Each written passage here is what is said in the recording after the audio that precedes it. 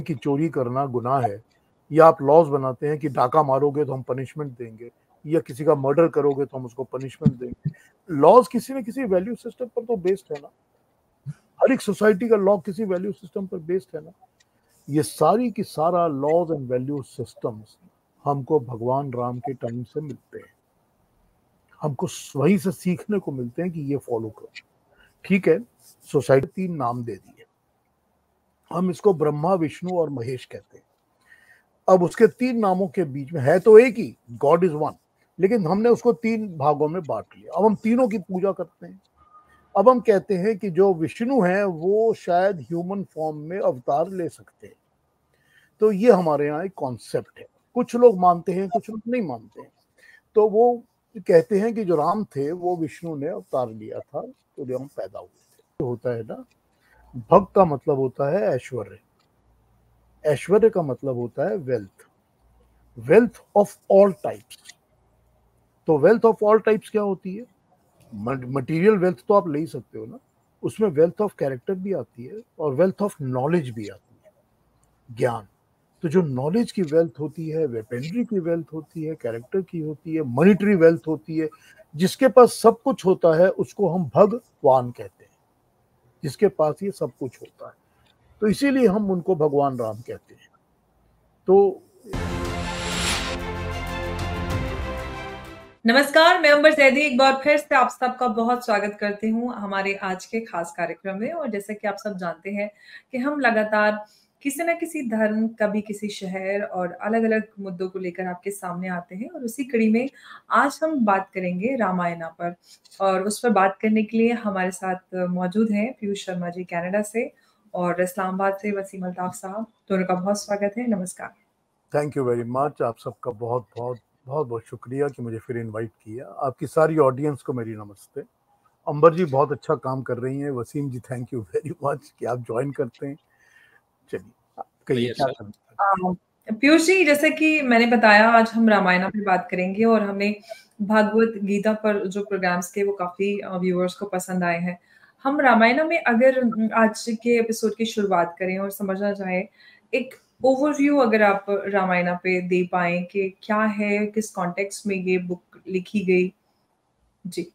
एक historical story event है जो कि भगवान राम के साथ अटैच्ड है, और वो एक कहानी है जिसमें कि एक राजा है, उनके बेटे हैं, और वो फिर किस तरह से he has to tackle the राक्षस kingdom of Lanka with Ravan. ये सारे कैरेक्टर्स उसमें हैं, तो वो सारी का सारी कहानी है स्प्रेड ओवर।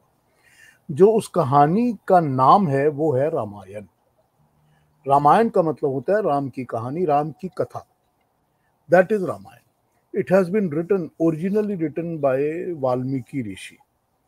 तो वाल्मीकि एक ऋषि थे उस समय जिन्होंने ये कहानी लिखी थी।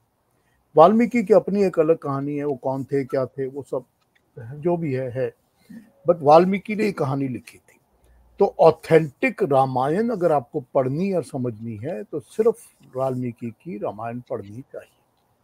That is the most authentic. उसकी बाद की जितनी कहानियां हैं वो उसके ऊपर बेस्ड तो हैं, पर उनका अलग अलग एंगल है। कोई मतलब कोई भक्ति की तरह लिखता है तो उनको भगवान मान के ही लिख रहा है, तो उस भगवान तो सब कुछ कर सकते हैं, इस तरह लिखता है। कोई दूसरे एंगल से, कोई तीसरे एंगल से। बट जो ऑथेंटिक है वो सिर्फ वाल्मीकि की लिखी हुई रामायण है। अब ये तो उसका बेस है इस किताब का जिसकी हम बात करते हैं। ऑथेंटिक रामायण आपको वाल्मीकि की लिखी हुई मिल जाती है, मार्केट में अभी भी मिलती है। अब ये इसमें समझने की बात ये है कि जो एक एक एक सेकंड के लिए मैं थोड़ा डिविएट करता हूँ। हमने हर एक चीज के पीरियड्स को डिवाइड किया हुआ है अकॉर्डिंग टू दी वैदिक फिलॉसफी ऑफ फिजिक्स। हमने ये कहा कि ये सारी की सारी क्रिएशन जो है ये 4,320,000,000 ईयर्स की है, और इतने दिनों तक ये क्रिएशन जिंदा रहती है, इसके बाद ये खत्म हो जाती है। और ये फिगर आज साइंस ने एक्सेप्ट कर ली, हमने तो लाखों साल पहले ये बताई थी, तो ये एक्सेप्ट हो गई आज साइंस द्वारा। अब 4,320,000,000 ईयर्स को हमने 14 भागों में बांट दिया है, पार्ट्स में।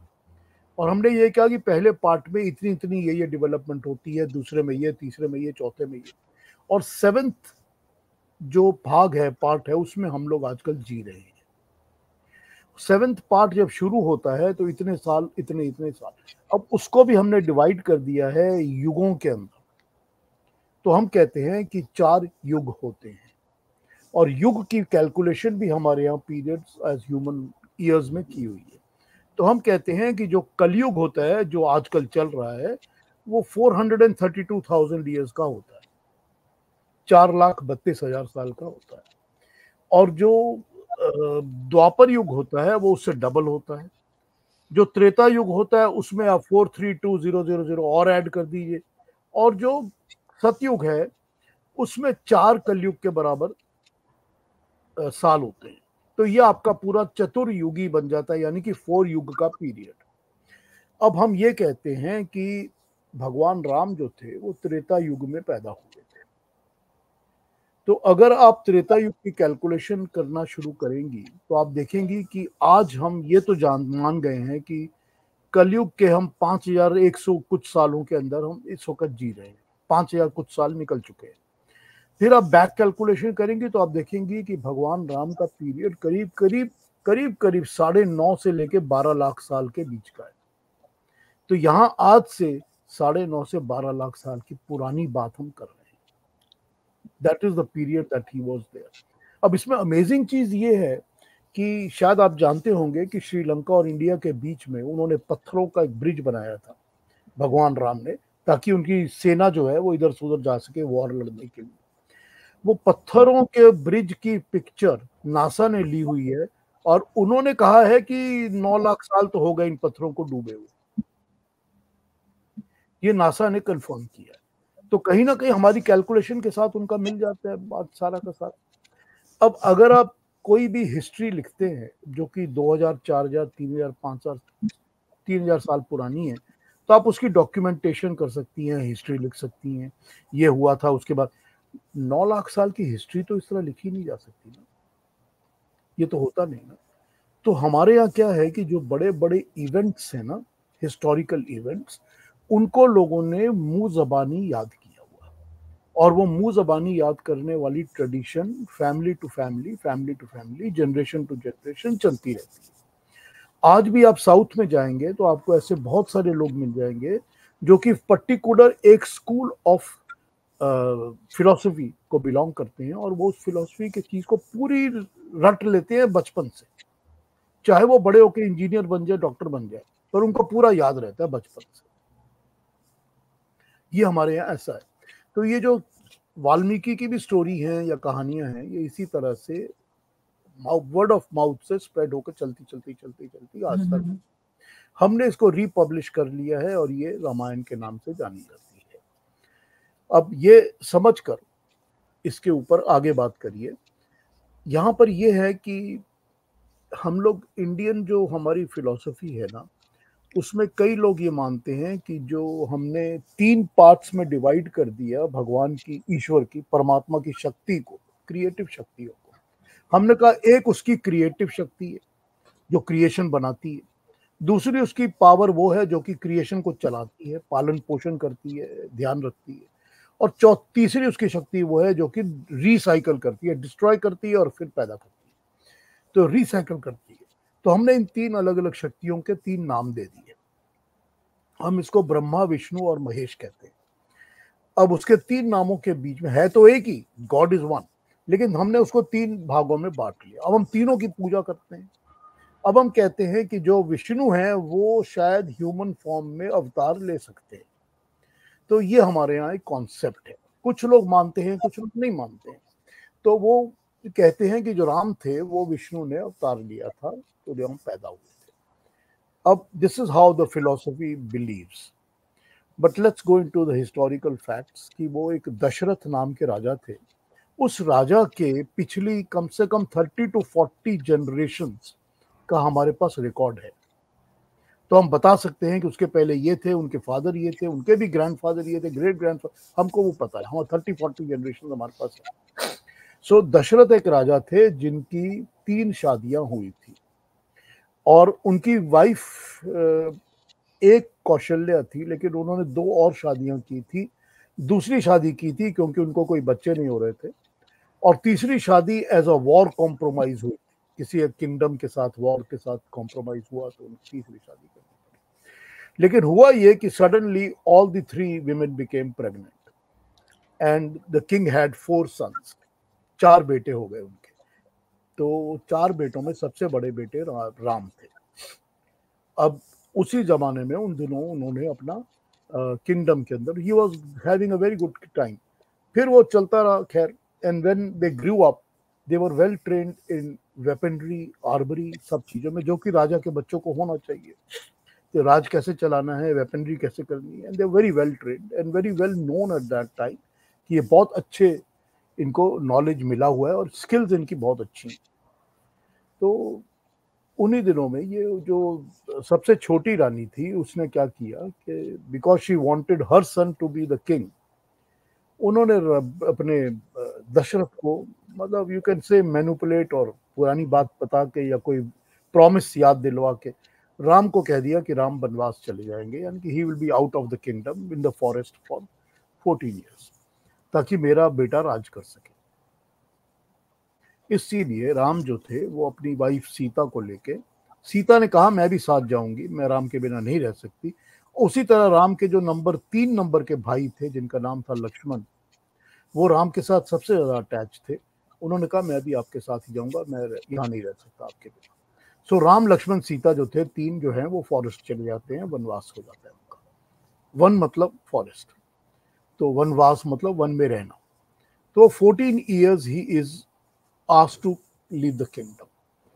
लेकिन जो उनका बेटा होता है जिसको की किंगडम सौंपने के लिए, जिसका नाम भरत है, नंबर 2 सन जो है, उसको उन्होंने सौंपने के लिए किया था। वो भरत ने कहा मैं नहीं, किंगडम मैं नहीं संभालता। तो वो जाके राम के जो पैर के फुटवेयर होता है, खड़ाऊ कहते हैं जिसको, लकड़ी की, वो लेकर आ जाता है और उसको राजगद्दी में बैठा देता है और खुद भी बाहर किंगडम के बाहर जाके एक छोटी सी झोपड़ी में रहने लगता है कि अगर राम जो है वो वनवास में है तो मैं भी बाहर ही हूँ, let the kingdom run like this. तो this is what the story is. Now in 14 years he is in the forest. उसके बहुत सारे कोनोटेशंस और फैक्ट्स अलग अलग हैं, what he does, what he did not do, और वो उस रूटीन में रहते हैं। वो कहते हैं कि दैट 14 years आई टुक, कि वो जो इन्फ्लुएंस ऑफ राक्षस पद्धति या सिस्टम हमारे कंट्री में था उसको मुझे डिस्ट्रॉय करना था। सो ही टुक दैट टाइम कि वो जितनी जहां जहां पर वो राक्षस वो होते हैं जो कि हमारे वैदिक सिस्टम्स को नहीं मानते, ठीक, जो कि अपनी अलग तरह की वो फिलॉसफी लगा के चलाते हैं। तो वो उस सिस्टम को डिस्ट्रॉय करने के लिए उनको टाइम लगा, और इवेंचुअली ये हुआ कि धोखे के साथ जो राक्षसों का राजा रावण था वो सीता को उठा के ले जाता है। He is mesmerized by Sita's beauty, कि ये बहुत खूबसूरत औरत है। अब राक्षसों में क्या था कि किसी भी औरत को उठा लो वो तुम्हारी हो जाएगी, जिसको तुम उठा के ले आओगे वो तुम्हारी। तो इस तरह का उनके अंदर एक सिस्टम था। They did not believe in the normal marriages that we believed in normal marriage. We मतलब Vedic people believed in normal marriage. तो इसके अलावा भगवान राम जो थे वो उस जमाने में भी कहते थे कि no man should have a second wife, no man should have a second wife, whether he is a king और however it is, he should never have a second wife. तो इस चीज को उन्होंने बहुत प्रोपोगेट किया हुआ था। और दूसरी चीजें भी थी जो कि धर्म को फॉलो करना और सिस्टम्स को फॉलो करना, लॉज को फॉलो करना। राक्षसों के लॉज भी अलग थे, सिस्टम भी अलग थे। सो उठा के तो ले गए रावण, लेकिन रावण की तो अपनी एक क्वीन थी उस वक्त भी, मंदोदरी नाम था जिसका। उसने रावण को कह दिया था कि तुम इस औरत को तब तक टच नहीं करोगे जब तक ये खुद अपने मुंह से तुमको एक्सेप्ट नहीं करती। अगर तुमने इसको बिना इसके एक्सेप्टेंस के पावर दिखा के टच किया तो यू विल बी फिनिश, और I will finish you and I finish your kingdom. तो रावण ने उसकी बात मान ली। तो Sita was kept in the captivity, कि आज नहीं तो कल मान जाएगी। और राम को ये पता नहीं था कि वो कहाँ चले गए उनको लेके। So Ram started searching them, and when he started searching him he meets few people who can help him. उसको नॉर्मली वानर जाति कहा जाता है, जो कि इंडिया के साउथ पार्ट में रहती थी। वो एक जाति का नाम था वानर, not that they were monkeys. जैसे हमारे यहाँ आजकल कितने लोग होते हैं ना जिनका नाम सिंह होता है, तो शेर नहीं बन जाते ना, वो तो ह्यूमन बींग्स ही होते हैं ना। तो इसी तरह वो वानर जाति के लोग थे, वो उनमें से काफी सारे थे जिनके साथ इनको इनकी हेल्प होनी शुरू हो गई। उनमें से एक था जिसका नाम था Hanuman. Hanuman again was a very very skilled human being. वो योग शक्तियों का पावरफुल इंसान था और वो बहुत एजुकेटेड भी था, well educated and well knowledgeable. तो उसने भगवान इनको राम को बहुत अर्ली उन्होंने इसको एक्सेप्ट कर लिया कि यू आर लाइक माय गुरु, मैं आपको मानता हूँ। वो हेल्प करने लगा and he was the one who कहते हैं अपनी योग शक्ति से उसने अपना आप को एकदम छोटा बना लिया, और छोटा बना के he could move from one to the other and he went into the kingdom of Ravana in Lanka. And उसने देखा कि यहाँ सीता यहीं पर है, मिला सीता से जाके, and then they knew that what it is and they waged a war on Ravan to return Sita and to destroy the kingdom of Ravan because he was giving wrong messages everywhere. This is the basic story. And then they come back to Ayodhya and then they have his rule is there then after that because के 14 years पूरे हो जाते हैं जो उसने promise किया था मैं बाहर रहूंगा। ये प्राइमरी स्टोरी है राम की। Now ji. what does Ram stand for? Ram stands for the ideal that should be there in the society. होना क्या चाहिए किसी भी सोसाइटी के अंदर, इसको हम आदर्श कहते हैं, जिसको हिंदी में कि होना व्हाट इज द आइडियल, होना क्या चाहिए। ये हम देखते हैं भगवान राम के स्टोरी के अंदर। हम उनको भगवान इसीलिए कहते हैं क्योंकि जो वो ले आउट करते हैं एग्जाम्पल्स हमारे सामने कि ये होना चाहिए, ऐसा होना चाहिए, ऐसा होना चाहिए। Throughout his story, even the days when he is in the forest and how he meets people and how he interacts with people and what he does, वो सारी की सारी स्टोरी हमारे सामने एज आइडियल बन के आती है। तो इसीलिए वो क्योंकि वो बहुत गुणी हैं और गुण के कारण वो अपने एग्जाम्पल सेट करते हैं, तो हम उनको इंडिया में अब जैसे भी महा जो होते हैं लोग, उनको हम एड्रेस कर लेते हैं भगवान की तरह, तो हम उनको भगवान की तरह मानते हैं। सो कुछ लोग उस माची को मानते हैं कि वो विष्णु के अवतार हैं, कुछ लोग कहते हैं कि he was a human being but he was a great human being. You can look at it the way you want to, it makes really no difference because reverence जो है उनकी, जो रेवरेंस है उनकी, जो उनकी पूजनीयता है, जो कि उनका एप्रिसिएशन है, वो तो कम होने वाली नहीं है, चाहे आप ऐसे देखो या वैसे देखो। हाँ जी एब्सोल्युटली। सर मेरा सर सवाल ये है कि ये जो कहानी आपने सुनाई, क्या हम कह सकते हैं कि ये जो कहानी है, ये कहानी एक तरह से हमें फिगरेटिवली मुख्तलिफ जो ह्यूमन कैरेक्टर्स हैं और जो आइडियल्स हैं और जो एस्पिरेशंस हैं उनको रिप्रेजेंट कर रही है, और एज सच ये सब रियल कैरेक्टर्स नहीं थे, रियल लाइफ कैरेक्टर्स नहीं थे, बल्कि ये रिप्रेजेंट करते हैं हमारी मुख्तलिफ आइडियल्स को और हमारी जो ख्वाहिशात हैं और जो हम अचीव करना चाहते हैं ज़िंदगी में, उनको रिप्रेजेंट करते हैं। सर ये स्टोरी तो नहीं है, ये कैरेक्टर्स बिल्कुल फैक्चुअली रियली थे। पहली बात तो ये है। दूसरी बात ये है कि किसी भी एज में, किसी भी वक्त में ऐसे ह्यूमन कैरेक्टर्स होते ही हैं जो कि रेप्लिकेट तो करते ही हैं हिस्ट्री में बाद में। तो हम देखते हैं कि जो भी उस वक्त इंसानों के अंदर कैरेक्टरिस्टिक्स थी, जो उनके टाइप ऑफ थिंकिंग थी, वो आज भी है। तो ऐसा तो है नहीं कि वो ह्यूमन की जो थिंकिंग है वो चेंज हो गई है, पूरी तरह से बदल चुकी है पूरी तरह से। सो ये तो सच है कि वो कैरेक्टर्स जो हैं वो रिप्रेजेंट तो करते ही हैं हमारी सोसाइटी को भी और हमारे समाज की सोच को भी, हमारे सब लोगों की आपस में सोच को भी। ये मैनकाइंड की सोच और मैनकाइंड के कैरेक्टर्स कभी चेंज तो होते नहीं। तब भी बुरे लोग थे, आज भी बुरे लोग हैं।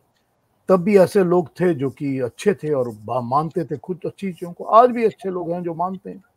तो ये तो है कि those characters that have been put in the story or in the reality of Ramayana that is present to us, and there are multiple, I mean I don't know, you probably have more than 2 or 3,000 characters.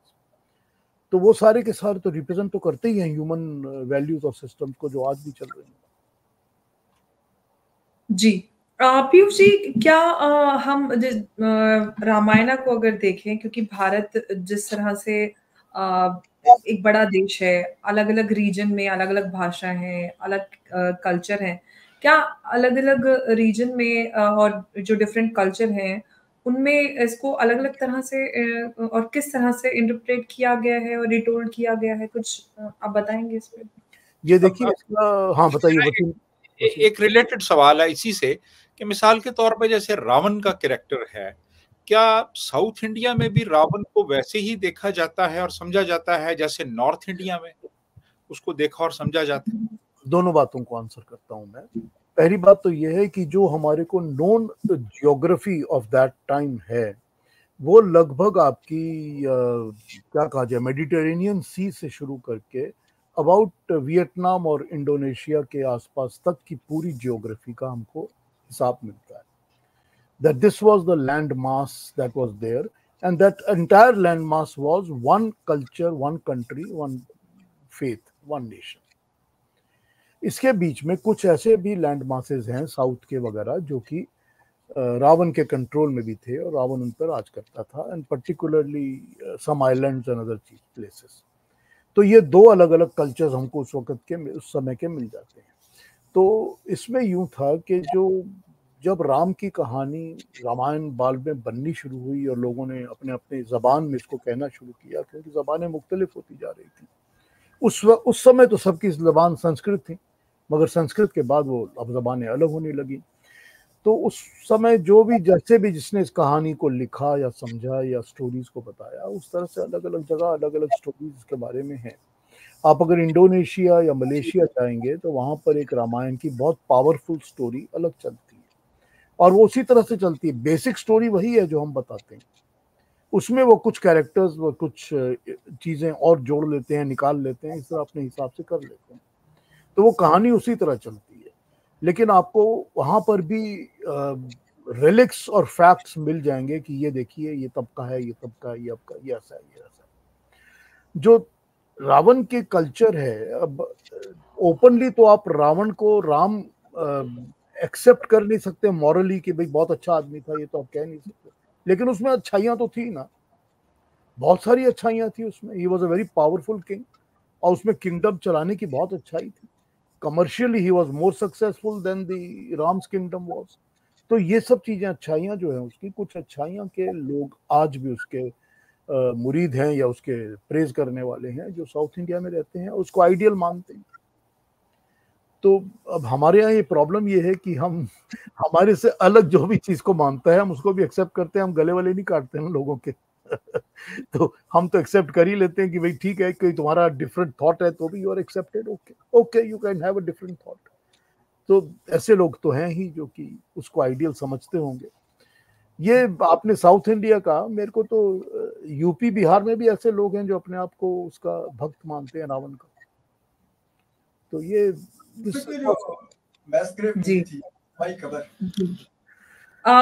Piyush ji, अगर हम रामायण की बात करें तो रामायण किस तरह से हिंदू जो कल्चर है और जो रिलीजियस प्रैक्टिसेस है उसको किस तरह से प्रभावित करता है? देखिए हमारे यहाँ पर रामायण से कोई और 5-10 लाख 12 साल 10 लाख साल पहले एक हुए हैं जिनको हम मनु कहते हैं, ठीक है। और मनु की कहानी वो है जो कि बाकी कॉपी करके सब जगह बताई गई है। Manu is one of those Kings जो कि हमारे टाइम में कहा जाता है कि जब बहुत ज्यादा पानी, एक्सेस पानी हो गया था, तो he is the one who took that boat and went to the highlands which is called Tibet today, एंड हाईलैंड्स में जाके उन्होंने दोबारा से सारी संस्कृति शुरू की थी। अब वही बोट की कहानी और पानी की कहानी सब धर्मों में अलग अलग तरह से बताई गई है, बट मनु की कहानी यह है कि Manu was the first king जिसने कि कुछ रूल्स ले आउट किए थे सोसाइटी के कि ऐसा ऐसा ऐसा ऐसा होना चाहिए। ही is the first person in the documented history जिसने कि रूल्स ले आउट किए हैं, उसको मनुस्मृति कहते हैं। उसमें मनुस्मृति में बहुत सारी पॉल्यूशन हो चुकी है, मगर फिर भी है। वो मनुस्मृति कहती है कि लॉज सोसाइटी के ऐसे होने चाहिए, जिसमें वो कहते हैं कि एक गवर्नमेंट होनी चाहिए, government should be representative elected by the जनपद, by the normal people. They should elect their government. King should be the servant of the common man. He should do their job, whatever they want him to do. That there should be a society where there are equal rights to everybody. It should be a society where men and women should be respected equally and they should be given all equal opportunities. It should be a society where people should have one marriage, not have more than one wife. They should be punished if they go into wrongs, if they do tell lies or if they cheat somebody or steal, they should be punished. तो इस तरह के जो laws उन्होंने बनाए थे मनु ने, भगवान राम उन सारे लॉज को रिप्रेजेंट करते हैं और उसको फॉलो करते हैं. तो आप ये कह सकती हैं कि हमारे लिए किसी भी सोसाइटी जो बनाना चाहते हैं उसके लिए आइडियल यथार्थ या आदर्श वो भगवान राम है कि कैसा होना चाहिए. ह्यूमन बीइंग्स को, ह्यूमन रेस को, ह्यूमन किंगडम्स को कैसा होना चाहिए, ये हमको राम बताते हैं. अब उनके जो थॉट्स और उनकी जो थिंकिंग है वो हमको कई जगह टुकड़ों में मिल जाती है, अलग अलग अलग अलग. यहाँ उन्होंने ये कहा, यहाँ उन्होंने ये कहा, यहाँ उन्होंने ये कहा, या ये किया, एक्ट ऐसे किया, एक्ट ऐसे किया, वो मिल जाती है.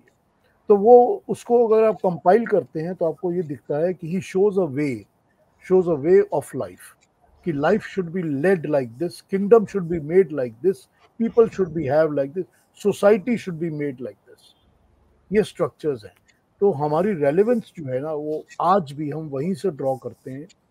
तो आप कह सकती हैं कि जो हमारे सनातनी धर्म को मानने वाले लोग हैं उन लोगों में आप देखेंगे कि बहुत सारे लोग उस आइडियल या उस वैल्यू सिस्टम को हमेशा ही फॉलो करते आए हैं, आज भी करते हैं, आज भी वही करते हैं. तो ये एक चीज, रेलेवेंस ऑफ राम जो है वो कभी खत्म होने वाली नहीं है. बिकॉज देखिए फिर वही बात कि अगर आप 12 लाख साल की हिस्ट्री बता रहे हैं तो जो प्रोमिनेंट मेन इवेंट्स होंगे वही तो आपको पता होंगे ना. डॉक्यूमेंटेड हिस्ट्री तो रहती नहीं है इतने सालों की. तो अगर वो जबान से चल चल के लोगों के द्वारा याद की गई, बताई गई चीजें हैं और बार बार बोली गई हैं, तो obviously they are the most important events that have happened, और उन्हीं को याद करते हैं लोग. अब आप जो भी आपके हिस्टोरिकल मेन फिगर्स होती हैं आप उनको याद करते हैं, आप ये बहुत महान थे, ये बहुत महान थे, उनकी आप बातें करते हैं. उसमें भी क्या होता है कि कुछ सालों के बाद, 100 साल 200 साल बाद, कुछ कैरेक्टर्स पीटर आउट हो जाते हैं, कुछ प्रोमिनेंट रह जाते हैं, फिर और कुछ सालों बाद और चेंज हो जाता है. तो this is how exactly it happens in the human क्या जाए मेमोरी.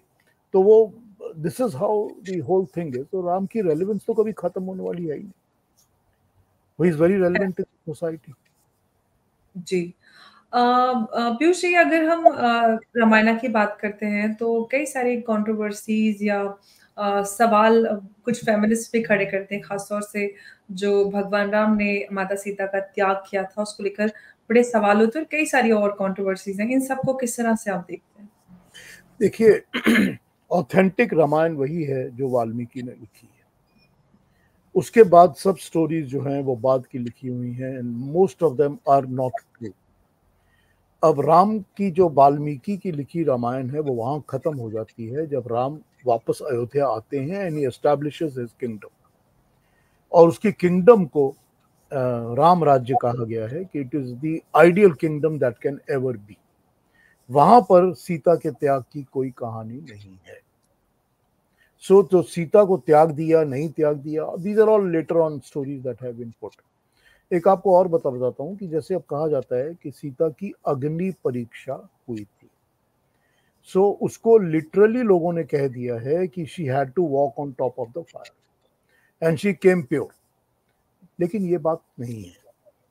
आप एक बात को सोचिए कि वो 111 दिन या कितने कहा जाता है, इतने दिन वो रावण की कैप्टिविटी में थी. अब रावण जो था, obviously he was a very handsome man, very powerful man, and he was a very rich, very very rich man, क्योंकि उसकी लंका को सोने की लंका कहा जाता है कि his palace was built with gold. तो वो इतना ज्यादा प्रभावी, अमीर और स्ट्रेंथ वाला आदमी था. अब वो सीता को इतने दिनों तक कन्विंस कर रहा था कि मैं तेरे को अपनी मेन क्वीन बना दूंगा, तू राज करेगी.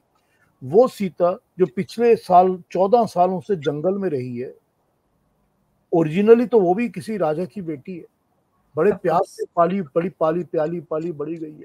लेकिन उसको बेचारी को for no fault of hers she had to come to the forest with her husband and live in the small कुटिया को हट्स वगैरह में रहना पड़ा उनको।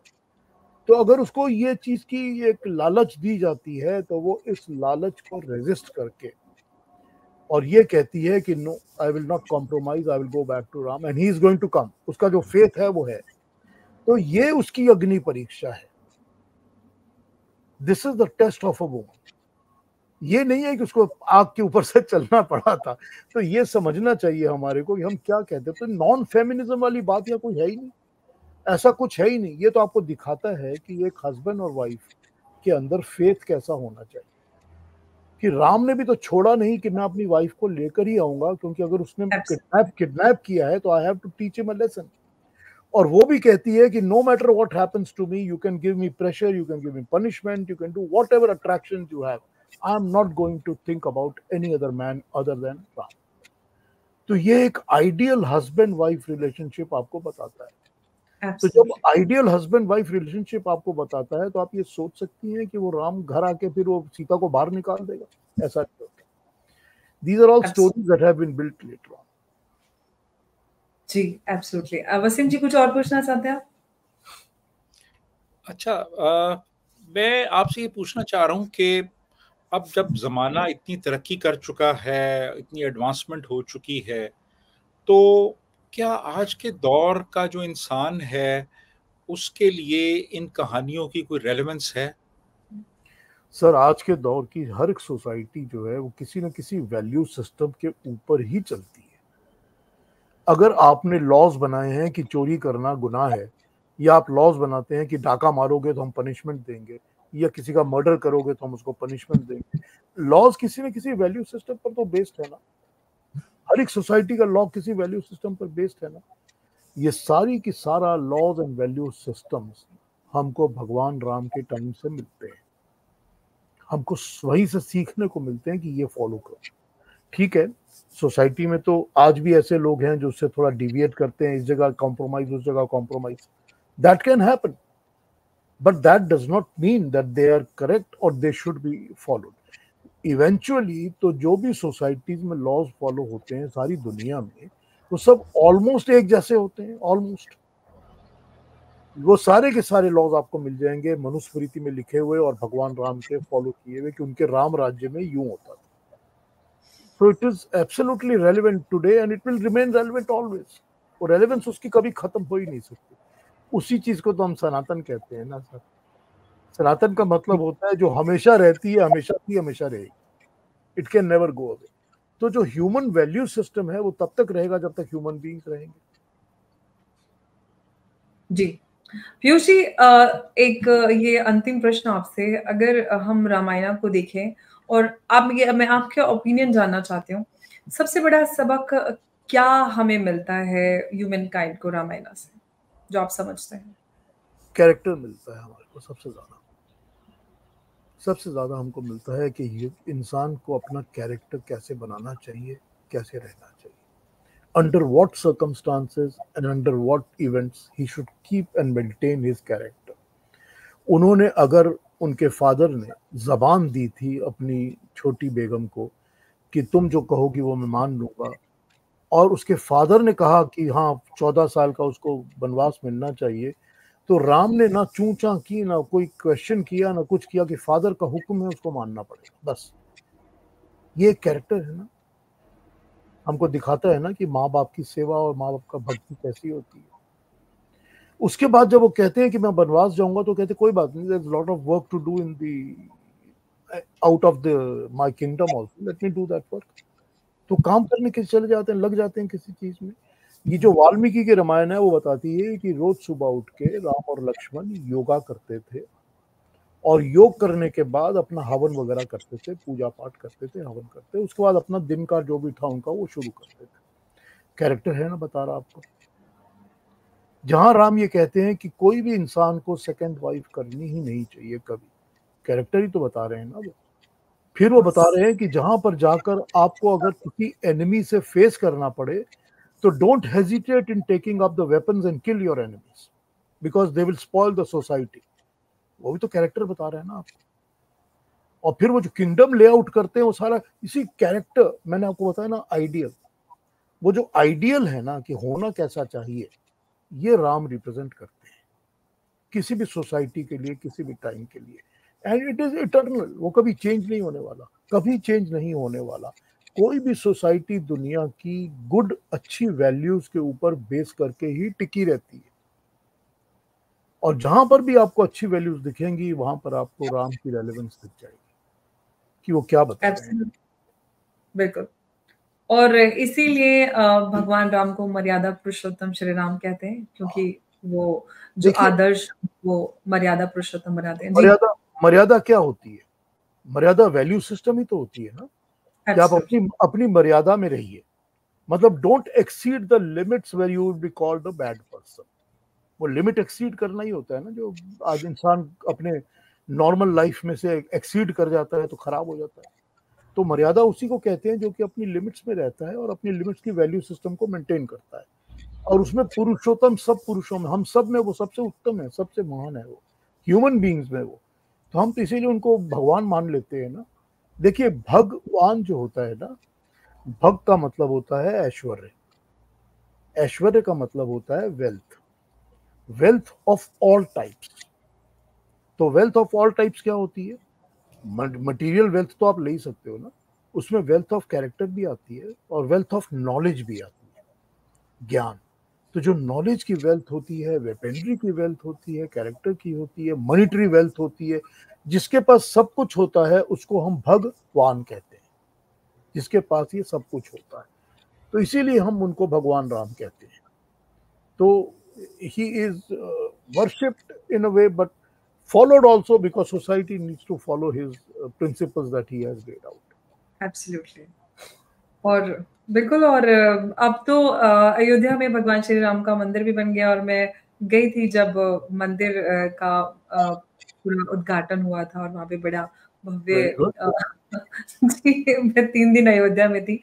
बहुत ही भव्य एकदम ऐसा माहौल था, पूरी अयोध्या को फूलों से सजाया हुआ था, फूलों की खुशबू, और बहुत ही मतलब एक अलग ही एक्सपीरियंस था। मैंने तो सिर्फ ऑनलाइन देखा है जो दिखाया गया था, and it was mesmerising, that was mesmerising. Absolutely. हवा में ऐसी फूलों की खुशबू थी कि पूरी अयोध्या फूलों से सजी हुई थी। चारों तरफ खाने के इंतजाम थे, भंडारे थे, और बहुत अच्छे तरह के अलग-अलग प्रांतों से अलग-अलग तरह के खाने थे। बहुत अच्छा माहौल था, बहुत बढ़िया। आपने उसकी दर्शन किए हैं एक्चुअली? जी, मैं हनुमानगढ़ी भी गई थी और ऑफ कोर्स मंदिर भी गई थी। हाँ, मेरे को लगा कि वो दर्शन जाना ही अपने आप में it's an experience to look at that, right? जी, पहले हनुमानगढ़ी गए थे, उसके बाद फिर मंदिर। तो काफी अच्छा एक्सपीरियंस था। अब आइएगा इंडिया तो अब जरूर मंदिर के दर्शन कीजिएगा। जब उसकी मर्जी होगी तब होगा। जी अंबर, मैं भी आना चाहता हूँ और आके वहां जाके वो सब कुछ देखना चाहता हूँ, लेकिन 6 मई से भारतीय वीजे के लिए अप्लाई किया हुआ है, अभी तक वीजा नहीं मिला। तो अब मिलेगा तो मैं भी आ जाऊंगा। मिल जाएगा आपको। इस तरह के जैसे प्रोग्राम कर रहे हैं ना हम लोग, इसके 2-4 और कर लेंगे तो मिल जाएगा।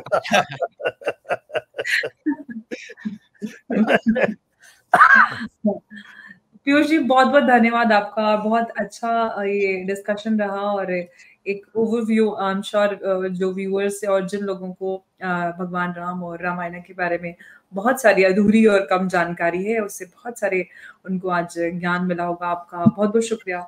फिर वही बात कि कोई चीज अच्छी ना लगी हो तो माफ कर दीजिए प्लीज, आपकी ऑडियंस से। नमस्कार।